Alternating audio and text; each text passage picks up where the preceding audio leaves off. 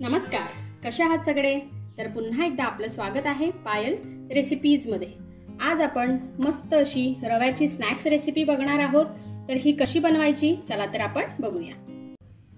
तर इथे मी 1 कप रवा घेतलेला आहे। रवा जो आहे हा छान बारीक मी घेतलेला आहे। तुम्ही जर का जाड रवा घेतलेला असेल तर याला मिक्सर मध्ये आपल्याला छान असा बारीक करून घ्यायचा आहे।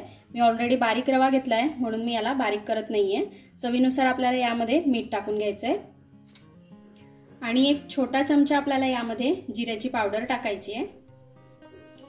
त्याचबरोबर 2 चमचे आपल्याला यामध्ये तेल टाकून घ्यायचं आहे। आता हे आपण छान असं मिक्स करून घेऊ।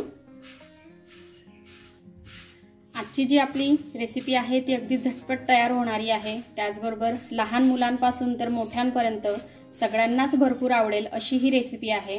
तुम्ही शेवटपर्यंत नक्की बघा आणि आवडली रेसिपी तर सबस्क्राइब करायला विसरू नका। तर बघा मी इथे हे छान असं मिक्स करून घेतलेलं आहे। तेल जे आहे हे सर्व आपल्या रव्याला छान असं लागलं पाहिजे। बघा सगळ्या रव्याला तेल जे आहे हे छान असं लागलेलं आहे। फक्त याची मूठ जी आहे ती बांधली जात नाहीये, इतपतच आपल्याला लावायचं आहे, खूप लावायचं नाहीये।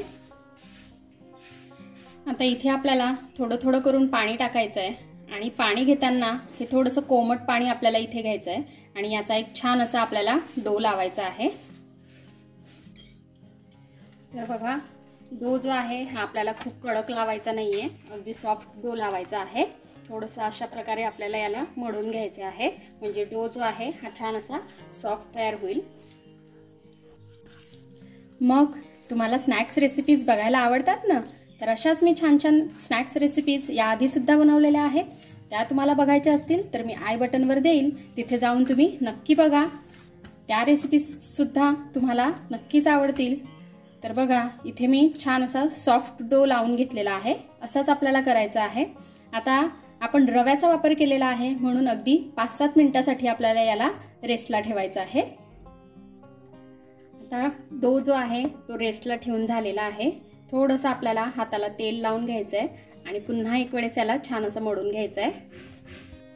आता थोडासा डो आपल्याला याचा तोडून घ्यायचा आहे। थोडंसं आपल्याला याला तेल लावून घ्यायचं आहे आणि छान असं लाटून घ्यायचं आहे। तर इथे मी हे छान असं लाटून घेतलेलं आहे। आता आपल्याला याचे काप करायचे आहेत।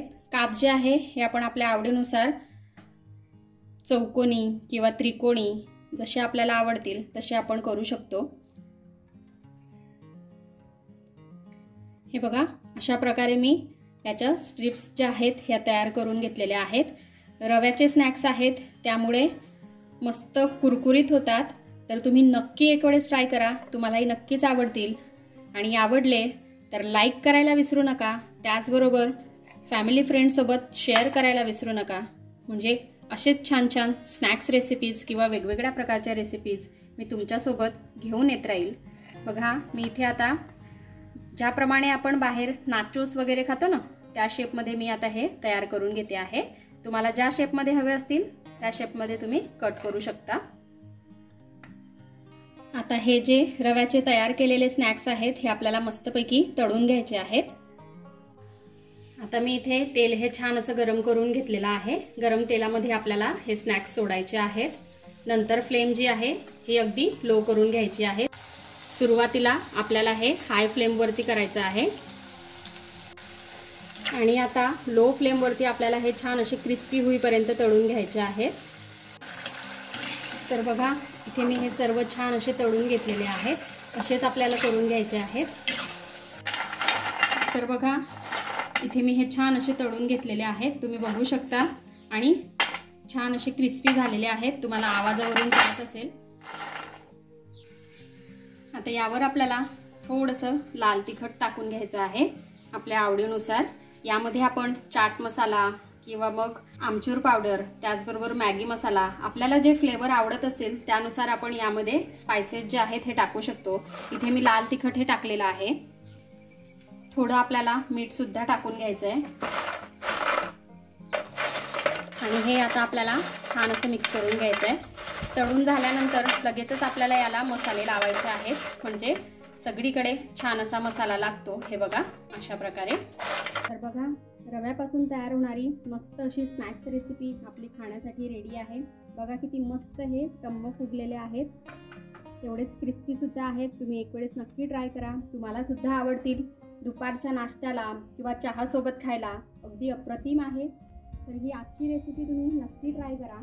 चला तर मग आपण भेटूया अशाच एका छानशा रेसिपी सोबत नेक्स्ट व्हिडिओमध्ये। तोपर्यंत आपली काळजी घ्या आणि जाता जाता चॅनलला सबस्क्राईब करा। Take care, bye bye.